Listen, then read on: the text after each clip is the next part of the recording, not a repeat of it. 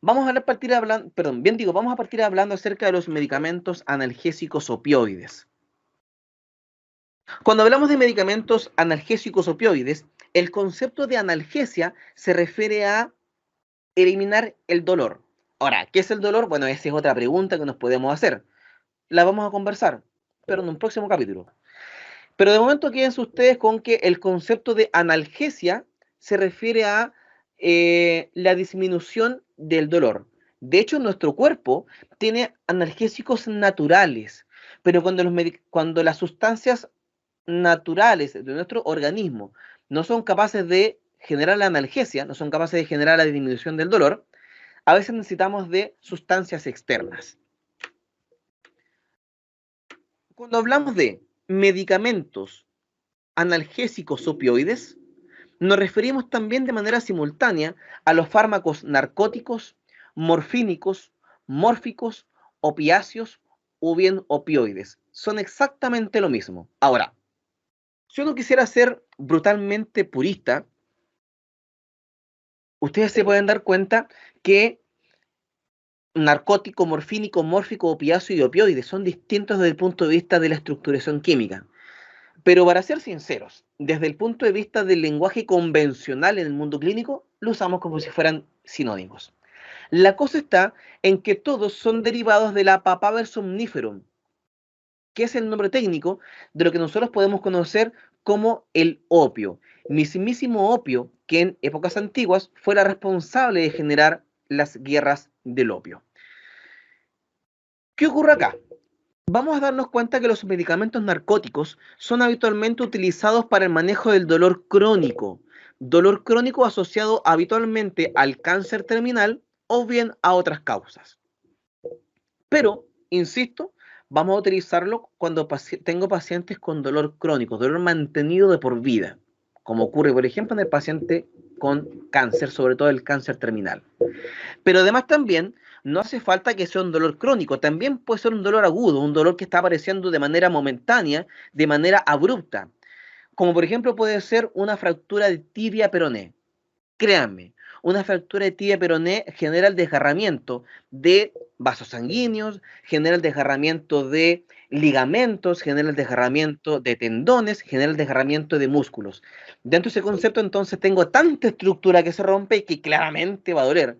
Y el paracetamol y el metamizol no va a hacer ni cosquillas. Por lo tanto, vamos a darnos cuenta que los medicamentos opioides son, uno, dolor crónico o bien para el dolor moderado a intenso o severo.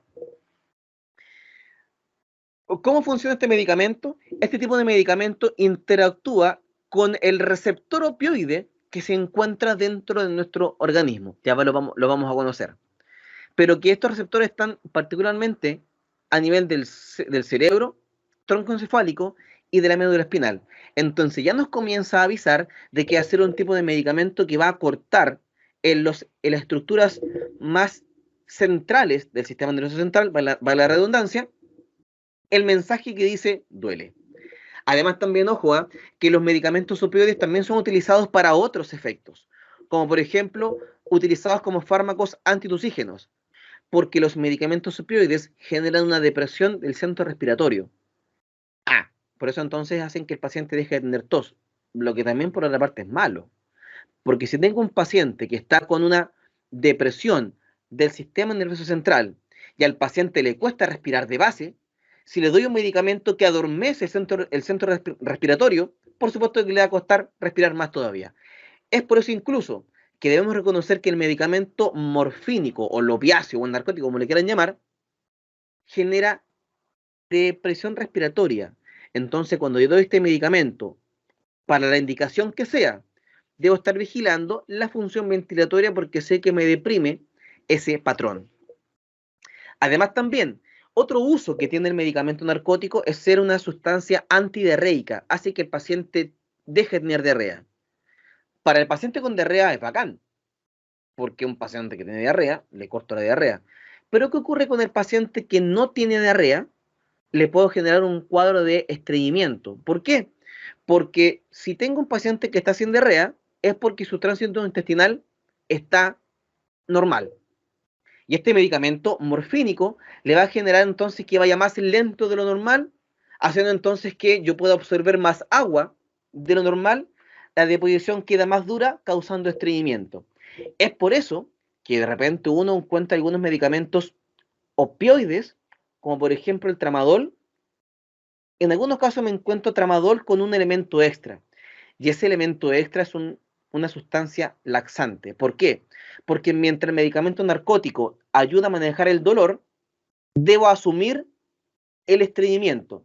Pero de manera simultánea, en conjunto con el mismo medicamento que me quita el dolor, le agrego un medicamento extra, medicamento que es un laxante para permitir corregir el estreñimiento que el mismo medicamento opiáceo me acaba de generar.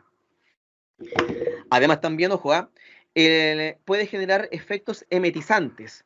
De hecho, hay un medicamento que lo hablamos en el sistema digestivo, que es la apomorfina, muy parecido a la morfina. Por lo tanto, yo sé que si hay un medicamento que es la apomorfina, que genera vómitos, yo sé que cualquier medicamento opioide también puede generar náuseas y vómitos. Por lo tanto, en esta diapositiva dicen poquitas palabras, pero habla caleta, porque nos dice que interactúa a nivel del sistema nervioso central, para el dolor crónico, para el dolor intenso, derivado del opio, y que tiene como efecto antitusígeno, antidiarreico y emetizante, pero yo puedo sacar entonces a cuenta de esto, que genera como efecto secundario, depresión ventilatoria, estreñimiento y náuseas y vómitos. Agreguémosle, bien digo, chiquillos, un elemento extra también, y por favor tomen nota porque esta sí o sí es pregunta de prueba, genera el efecto de ser un fármaco vasodilatador. Y al ser un fármaco vasodilatador, baja la presión.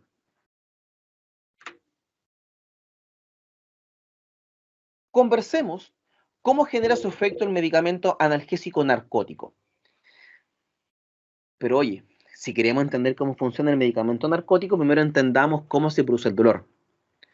Llega hasta la fibra del tipo C un mensaje que indica el daño de un tejido. Y ese mensaje de daño incrementa el AMP cíclico.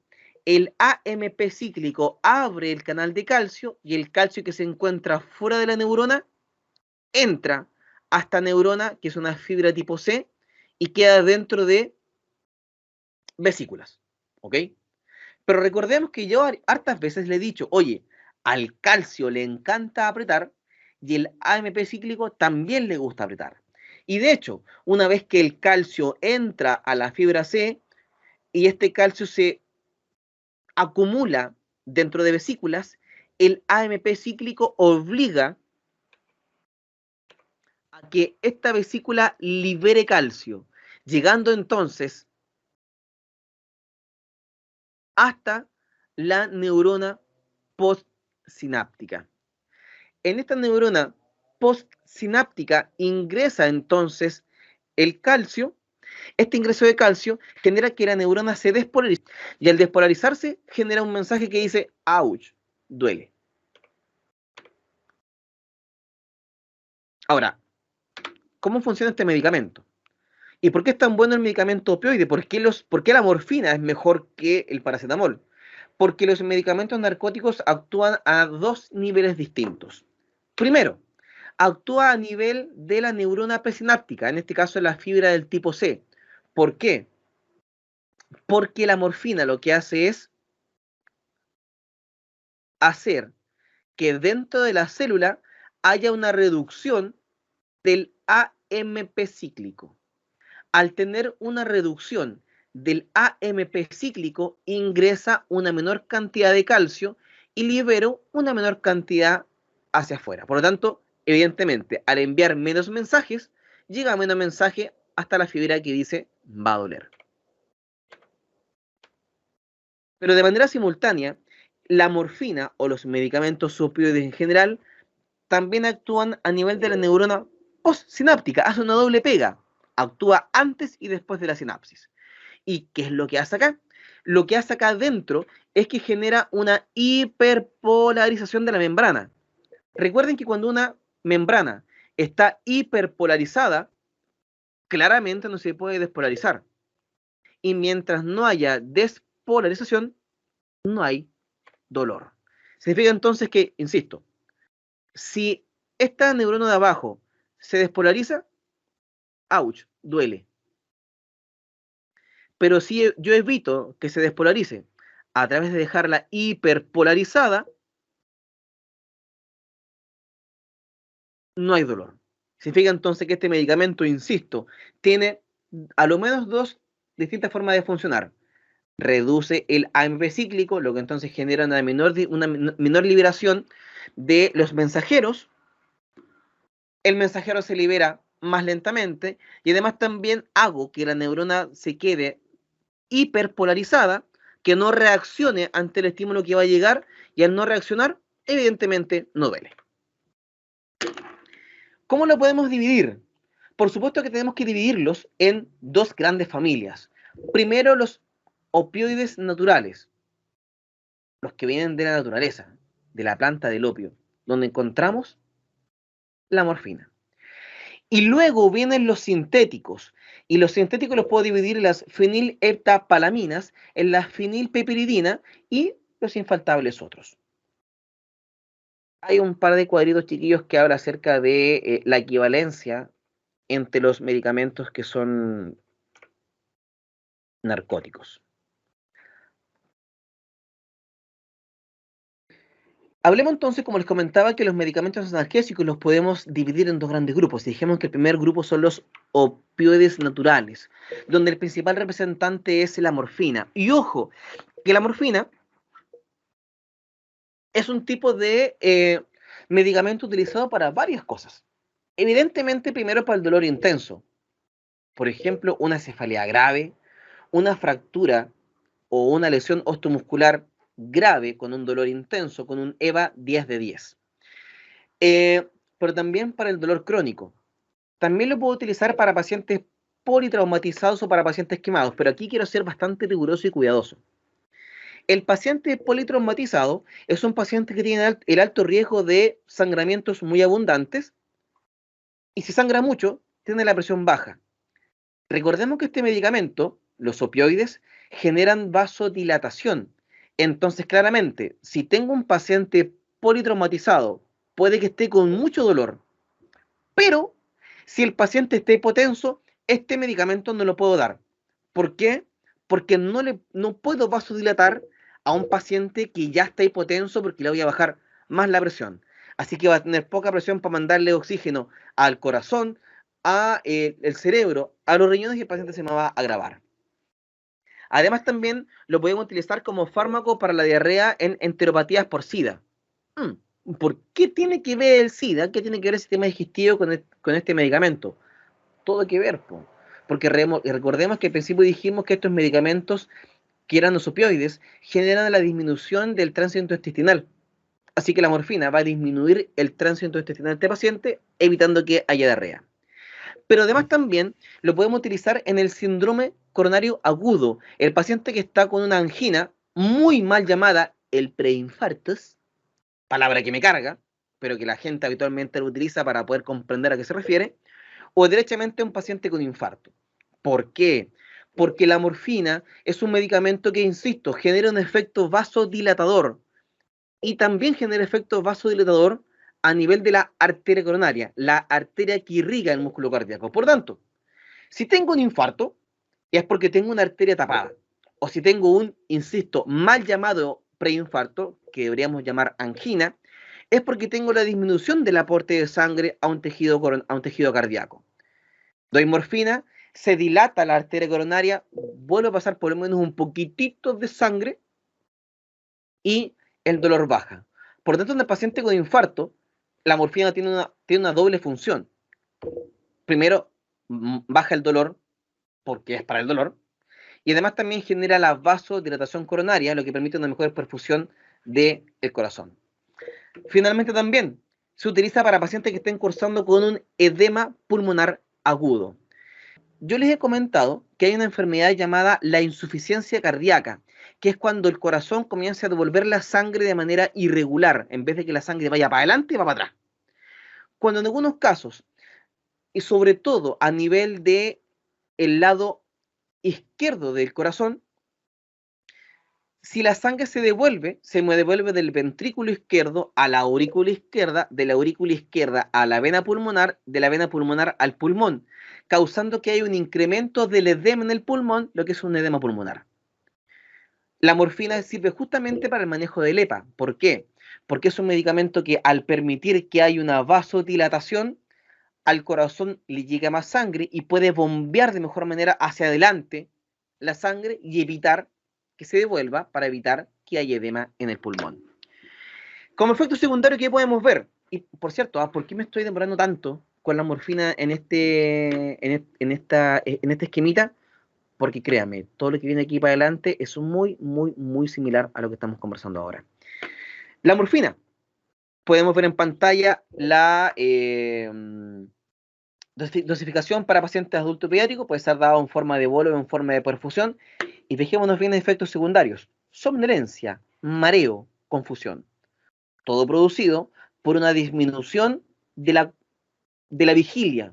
Porque así como me deprime el sistema respiratorio, deberíamos decir, deprime todo el sistema nervioso central. No solamente el centro de la respiración, sino que también el centro de la conciencia y la vigilia. Genera alteración, por lo general, descenso de la presión arterial y aumento de la frecuencia cardíaca.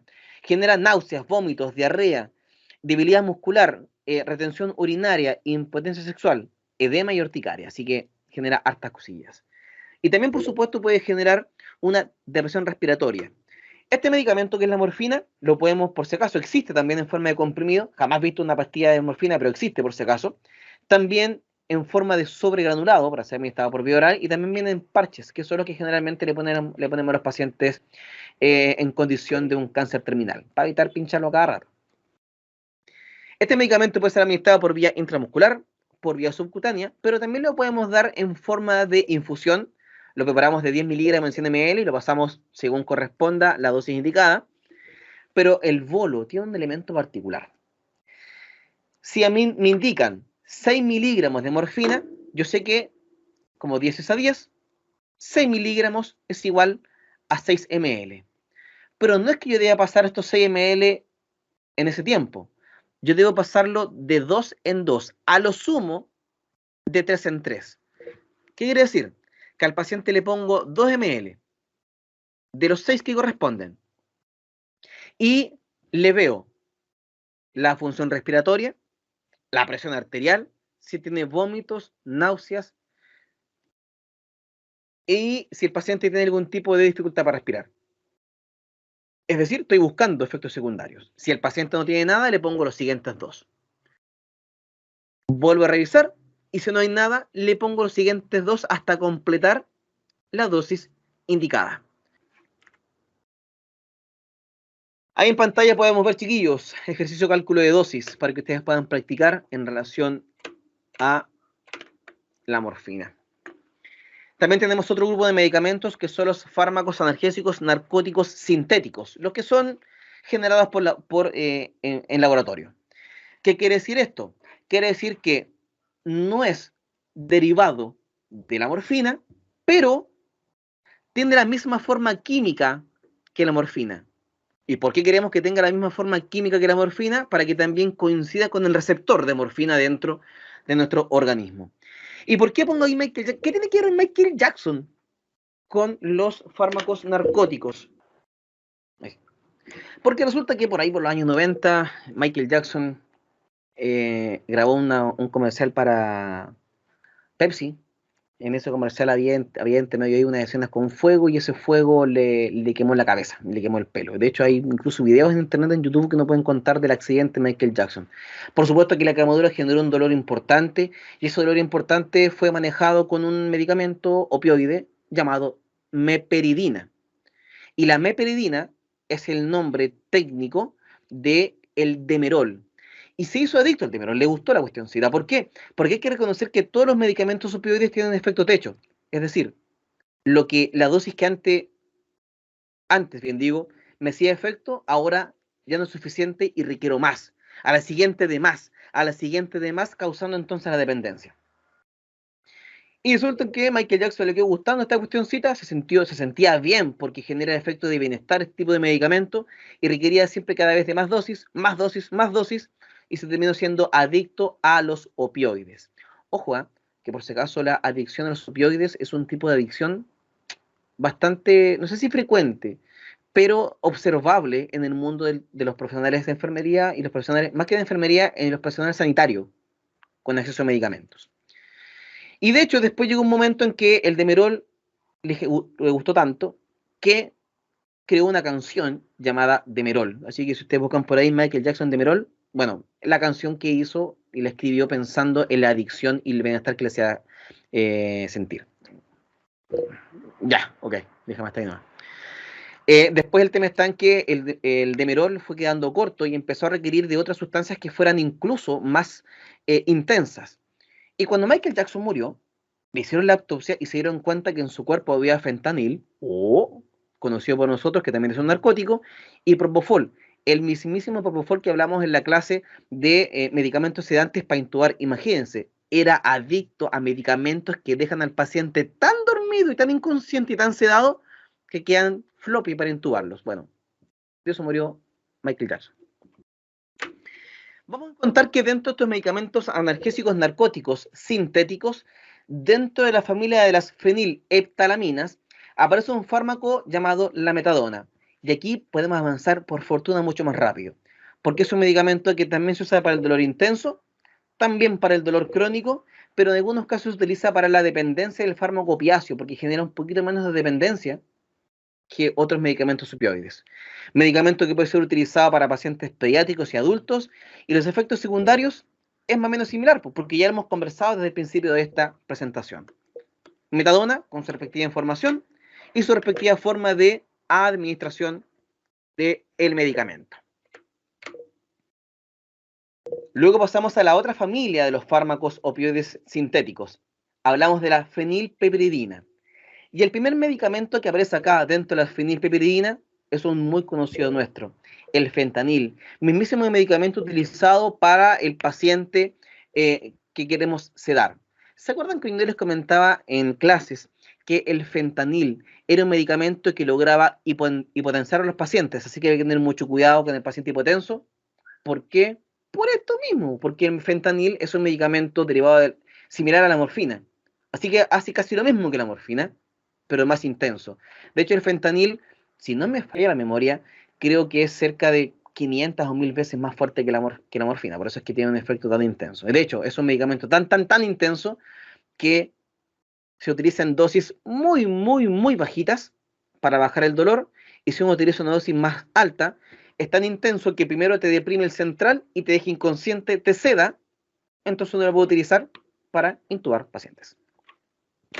La forma de preparación y administración ya la hemos conversado porque ya la habíamos visto en la clase de secuencia de intubación rápida, lo mismo también que su ejercicio de cálculo de dosis. Otro medicamento también que aparece dentro de los fenilpiperidina, la petidina, también conocida como la mepiridina, o también conocido para Michael Jackson como el Demerol, también utilizada para pacientes con dolor intenso, tratamiento del espasmo muscular liso y también ayudante para la anestesia y la sedación. Ojo, que este tipo de medicamento tiene una gran respuesta para pacientes con dolor de tipo músculo liso. Cuando tengo pacientes con algún tipo de cólico, sobre todo el cólico biliar, o el paciente que está con pancreatitis, con mucho dolor, habitualmente se utiliza la petidina porque además también de bajar el dolor, también permite que el músculo liso se relaje un poquitito. Ahí, por supuesto, chiquillos, en pantalla podemos observar cómo este medicamento se prepara y se administra de acuerdo a las normas que a esta altura de partida no hace falta que la conversemos porque yo creo que ya estamos full archi acostumbrados. Por supuesto, ahí tenemos en pantalla cálculo de dosis para que puedan entrenar y practicar con este medicamento. Otro fármaco también dentro de los medicamentos narcóticos sintéticos, específicamente las fenilpeperidina, encontramos el tramadol, probablemente bastante conocido por algunos porque es el medicamento de uso habitual para pacientes con algún cuadro de dolor moderado e intenso asociado principalmente a cánceres terminales. Este medicamento, que es el tramadol, lo podemos encontrar en comprimidos, lo podemos encontrar en gotas, en supositorios y también en forma de ampolla. ¿De qué va a depender? Por supuesto que va a depender del tipo de paciente. Si tengo un paciente que está en su domicilio, en su casa, mejor le damos gotitas, pues le damos el medicamento en comprimido o en supositorio de la forma que sea más efectiva, para no estar pinchando al paciente cada rato con este medicamento. Aunque en algunos casos también se puede indicar este medicamento inyectable, pero por supuesto también habría que entrenar a el cuidador para que aprenda a mover este tipo de medicamentos, a lo menos intramuscular o subcutáneo. También lo mismo, cálculo de dosis, para que puedan entender y practicar esta cosilla. Pero la pregunta es, ¿sabe qué, profesor? Usted nos ha dicho todo este rato que el medicamento opioide igual es jodido, porque el medicamento opioide me genera que me baja la presión, me deja al paciente inconsciente, me deja al paciente con una vasodilatación que le genera hipotensión, además también deprime el centro respiratorio, entonces igual es jodido. Además también hay que comprender que los medicamentos opioides, por mucho que sean controlados a nivel de la venta de farmacias, igual uno lo puede encontrar en la calle. Ejemplo, los que son adictos al jarabe para tos, que son finalmente adictos a los opioides. Les cuento una historia. Corría el año más o menos 2014. Fue un verano.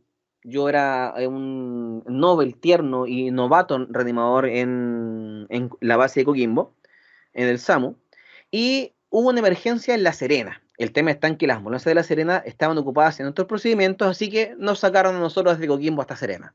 Contexto, era el día de cierre del Festival de La Serena, cuando era grandote, y el taco empezaba en Regimiento Arica, para los que son de Coquimbo Serena, que es la calle donde se encuentra a la altura del casino. Ahí empezaba el taco y terminaba en el Faro. Adivinen para dónde íbamos. Íbamos al Puertas del Mar. O sea, había que sí o sí pasar por todos los tacos. Logramos vencer los tacos por efecto y gracias al wiu de la ambulancia. Y nos encontramos en el lugar con un paciente, varón, 40 años más o menos, y se veía inconsciente, con ventilación lenta y dificultosa, pálido. Inconsciente, así que le está llegando poco oxígeno al cerebro. Más encima respiraba lento, así que el poquito oxígeno que llegaba, más encima entraba lento el cuerpo y estaba pálido, indicando entonces que al paciente tenía problemas de distribución sanguínea, no tenía energía suficiente para repartir sangre para todas partes. Señora, cuénteme, ¿no será una hipoglicemia, que es una causa habitual y fácilmente manejable de inconsciencia? Hemogluco normal. ¿Cómo lo corregimos? ¿Cómo vemos qué es? ¿Qué enfermedades tiene? ¿Es un accidente vascular? No, tampoco ya es signo de accidente vascular. ¿Se quejó de algún dolor? ¿Se quejó de algo? No, absolutamente nada. Mientras tanto, le tomamos la presión, le pusimos oxígeno para reponer entonces en la condición del paciente. Y no sé por qué. Le pregunto a la señora, oye, cuénteme, ¿toma algún medicamento? No, no, ninguno, él no tiene ninguna enfermedad crónica. Ok. ¿Y algún medicamento que haya tomado ahora último, consumo de alguna droga? No, nada, sí es súper sano. Y de hecho, el paciente tenía un perfil fisionómico que no hacía pensar en el consumo de droga. Uno no lo puede descartar, pero por lo menos si uno tuviera que decir me tinca sí o no, me tinca que no. Y digo, ¿y alguna operación? Sí, me dice, fue operado hace 2 semanas de un reemplazo de rodilla. Oiga, y cuénteme, ¿quedó con algún medicamento? Porque evidentemente un reemplazo de rodilla, si están jugando con tus huesos, duele. Sí, ¿verdad? ¿Y qué medicamento tiene? No me acuerdo cómo se llama. ¿Lo tiene por ahí? Sí, vaya a buscarlo. Y trae un frasquito con tramadol. El paciente durante el día había tenido mucho dolor, así que se tomó la dosis habitual y se tomó más gotas. Le siguió doliendo y se tomó más gotas. Le siguió doliendo y se tomó más gotas. El paciente tomó 4 veces la cantidad de medicamento que efectivamente requería. Una sobredosis. Por lo tanto, hubo una inconsciencia porque se deprimió en exceso el central. El paciente estaba con bradipnea, respiraba más lento, porque también se deprimió el centro respiratorio. El paciente estaba pálido e hipotenso, ¿por qué? Porque el paciente tenía una vasodilatación gigante y enorme. El paciente desaturaba, incluso saturaba 70%, que es brígidamente bajo. Claro, porque respiraba mal. Estaba pálido, el paciente las tenía todas. Y dije, ¿verdad que nosotros en la ambulancia contamos con un fármaco llamado, ¡pum!, la naloxona. Al paciente le tomamos entonces, nos dimos cuenta que tenía una depresión respiratoria y una depresión del central secundario del uso de opioides, específicamente en este caso del paciente, del uso de tramadol, porque tramadol igual es un fármaco opioide, sintético será, pero es opioide igual. Sacamos la cuenta de la dosis, ahí, regla de simple, bla, bla, bla, bla, bla, pasamos entonces a este paciente la cantidad de eso que corresponde. Le pasamos la dosis al paciente y les cuento, al principio, antes del medicamento, la presión era de 60,40, muy al borde de caer en paro, con una frecuencia cardíaca de 35 por minuto, una frecuencia respiratoria de 4 por minuto, un nivel de conciencia de un Glasgow de 7, el paciente estaba para intubar, saturando 70% al ambiente. ¿Qué pasó con la naloxona? Después de la naloxona, cortamos el efecto narcótico y el paciente llegamos al hospital en 10 minutos con una presión de 90,60, que no es la ideal, pero claramente es mejor que la inicial, una frecuencia cardíaca de 69, una frecuencia respiratoria de 12, que no es la ideal, pero mucho mejor que la inicial, un Glasgow de 14,15, así que el paciente estaba despierto, un poquito adormecido, pero despierto, y saturaba 90% con una mascarilla o una FiO2 del 50%.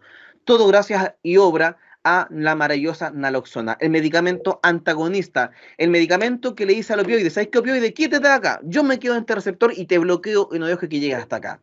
Porque la naloxona es un inhibidor competitivo de los opioides. Quiere decir que la naloxona va hasta el receptor de morfina, patea el medicamento opioide y se queda ahí, ocupando ese espacio, para evitar que el opioide llegue hasta ese lugar. El pequeño detalle es que la naloxona tiene una vida media más corta que el opioide, así que el paciente después nuevamente va a quedar con la sintomatología. Así que ahí, ¿qué se hace? Se repite la dosis cuando el paciente vuelva con los síntomas o lo dejamos una infusión de este medicamento y manejo sintomático. Pero por lo menos el paciente quedó vivito y coleando. Hospitalizado, pero llegó en excelentes condiciones. Uno de los pacientes que yo más recuerdo porque fue la única vez que me tocó usar ese medicamento y también los colegas que han usado naloxona son muy, muy, muy poquitos porque cuesta encontrar ese tipo de casos. En pantalla, chiquillos, podemos ver la naloxona, cómo se administra por vía inyectable, endovenoso intramuscular o subcutáneo, y por supuesto con su respectivo cálculo de dosis.